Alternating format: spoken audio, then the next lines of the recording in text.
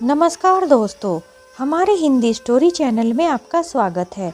हमारी आज की कहानी है सास बहू की तकरार। किचन में साक्षी सब्जी बना रही है। श्रीमती कुमारी देवी टेबल पर बैठी हैं। उनकी नज़रें साक्षी पर हैं। वह साक्षी को लगातार देखे जा रही थी। आज देवी जी बहुत ज़्यादा गुस्से में लग रही थी और देखे तो ऐसे जा रही थी जैसे पता नहीं क्या करेंगी। तभी वह साक्षी को गुस्से में आवाज लगाती हैं। साक्षी, ये क्या बना रही हो तुम? सुगंध कुछ ठीक नहीं आ रही। तुमने सब्जी में क्या डाला है? बहुत ही गंदी स्मेल आ रही है। आज ऐसा क्या बना रही हो? मुझे ऐसा वैसा खाना बिल्कुल भी पसंद नहीं है। मुझे तो लगता है कि तुम्हें कुछ भी काम धंधा करना ही नहीं आता है। जब देखो कुछ भी उल्टा सीधा करती रहती हो और खाना तो मुझे लगता ही नहीं कि तुम अच्छे से बना भी पाती होगी। अपनी सासू माँ की ऐसी कड़क भरी आवाज़ सुनकर साक्षी हैरान होकर कहती है, माँ जी, ये वही सब्जी है जो आपको पसंद है। क्या हो गया आपको?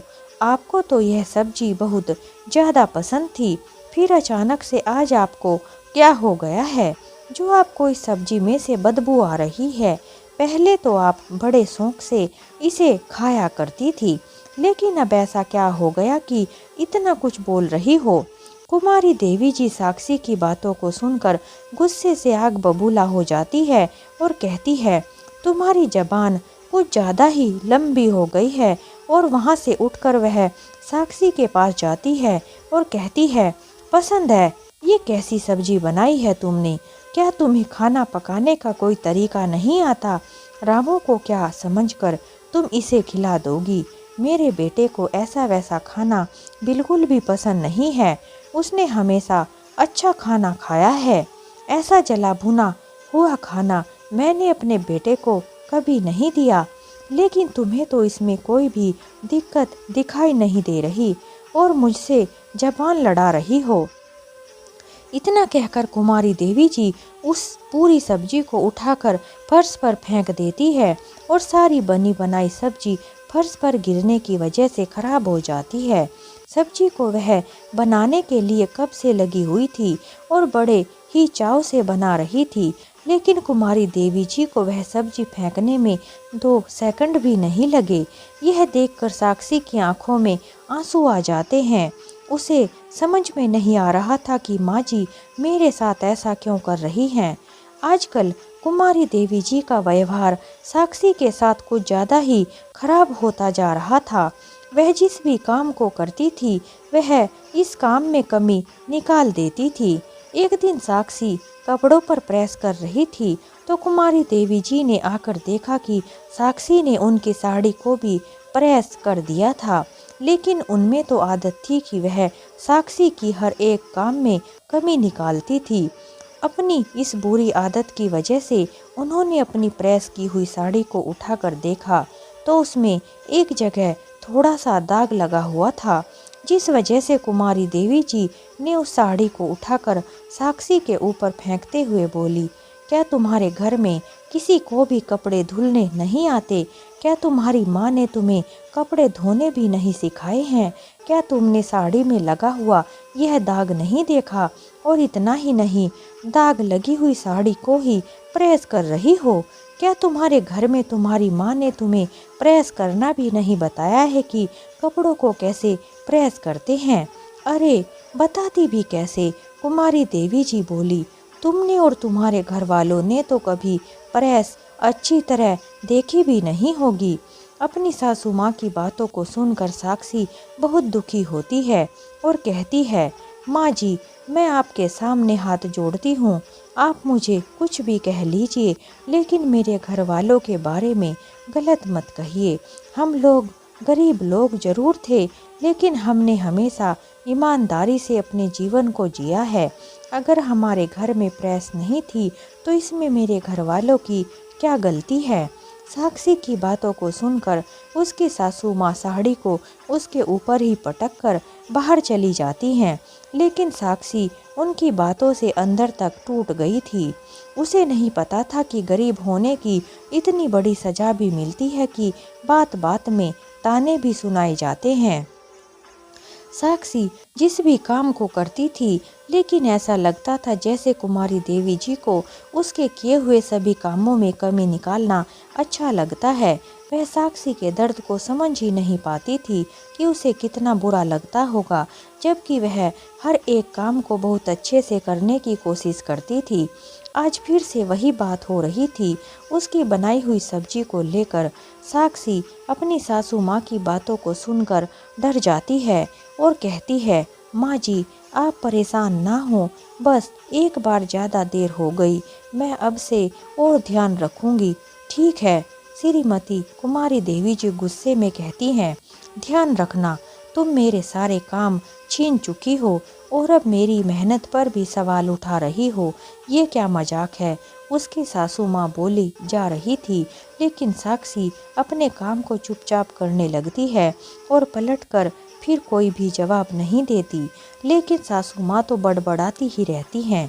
साक्षी चुपचाप काम करने लगती है। श्रीमती कुमारी देवी बड़बड़ाते हुए जाती है। तभी उनका बेटा रामू भी आता है और सास बहू के बीच हो रही तकरार को सुन लेता है। सास बहू के रोज रोज के झगड़े से वह भी परेशान हो चुका था। उसे भी समझ में नहीं आ रहा था कि क्या करे। एक तो ऑफिस की परेशानियां और घर पर आओ तो सास बहू की नोकझोंक, इन सब के बीच रामू परेशान हो गया था और परेशान होकर कहता है, अरे बाबा अब भला क्या हो रहा है। माँ, साक्षी तुम दोनों के बीच यह क्या चल रहा है। कुमारी देवी जी अपने बेटे की तरफ गुस्से में देखकर कहती है, देखो बेटा, तुम्हारी बहू कभी भी ठीक से घर का काम नहीं करती। अब देखो खाना तक सही नहीं बना पा रही। क्या यही हमारी परंपराएं हैं। इसने तो हमारी परंपराओं को ही मिट्टी में मिला दिया है। मुझे तो ऐसा लगता है कि इसे कुछ भी काम धंधा करना नहीं आता और ऊपर से बातें भी बनाती है। लेकिन साक्षी कहती है, माँ जी, मैंने कभी भी जानबूझकर कोई गलती नहीं की, बस थोड़ा समय चाहिए। आप मुझे थोड़ा और समय दें, मैं सब कुछ धीरे धीरे करना सीख जाऊंगी और आपको शिकायत का कोई मौका भी नहीं दूंगी। दोनों सास बहू फिर एक दूसरे के साथ कहासुनी करने लगती हैं। दोनों को आपस में लड़ता देख रामू कहता है, ये क्या तरीका है माँ। साक्षी, तुम दोनों को इस तरह लड़ना मुझे अच्छा नहीं लगता।